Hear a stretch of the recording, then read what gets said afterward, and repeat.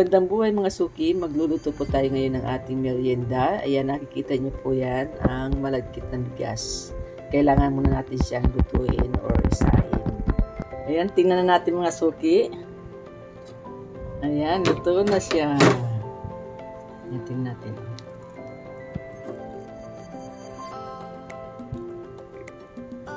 Ayan, luto na yung ating malagkit na bigas. Ang una natin ilalagay yung ating pure na gata ng nyog. Ayan, lagay na natin siya. Haluin lang muna natin.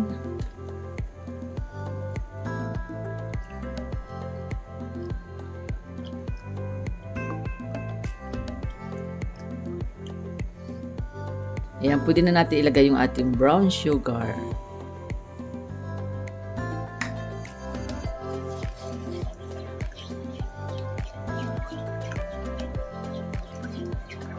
Ayan, haluin lang ng haluin. Dapat mahina lang ang kanyang apoy.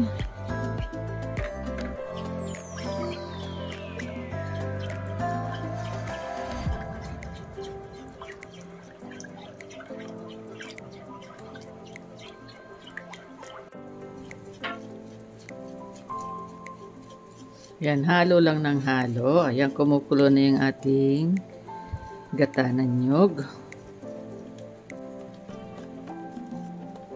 Palalaputin lang muna natin siya mga suki. Ayan. Pwede na natin ilagay mga suki yung ating fresh na pili nuts. Ayan, lagay natin yan para masarap. Ayan, halo lang halo.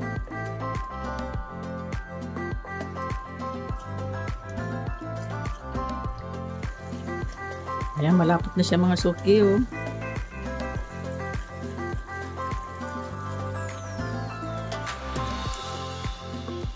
Ayan, lapot na. Pwede din na natin ang ating sinaing na malagkit. Ilagay na natin. Dahil malapot na siya, pwede na natin ilagay yung ating sinaing na malagkit na bigas. Ayan, lagay na natin siya. Oh. Ayan. Then, haluin lang natin. Yan, konti lang yung mga suki. Ako lang naman ang kakain. Masarap yung may tutong-tutong na biko. Yan, masarap yung may tutong-tutong siya na biko.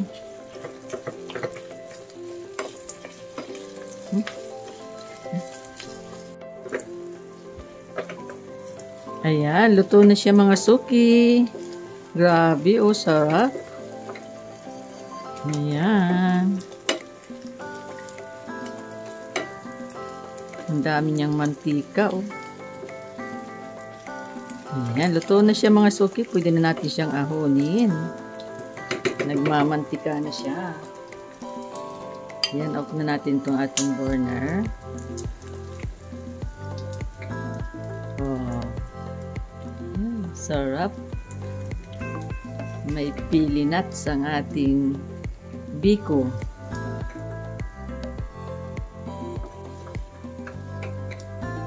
Nilipat na lang natin siya mamaya sa magandang lagayan.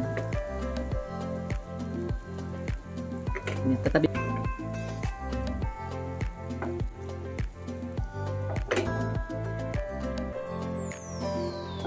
Ayan, ito na mga suki ang aking vlog for today.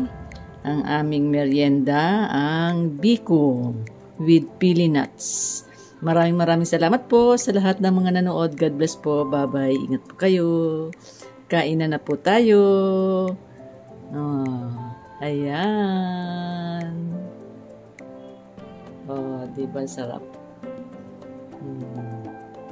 Ayan, tiki one time na.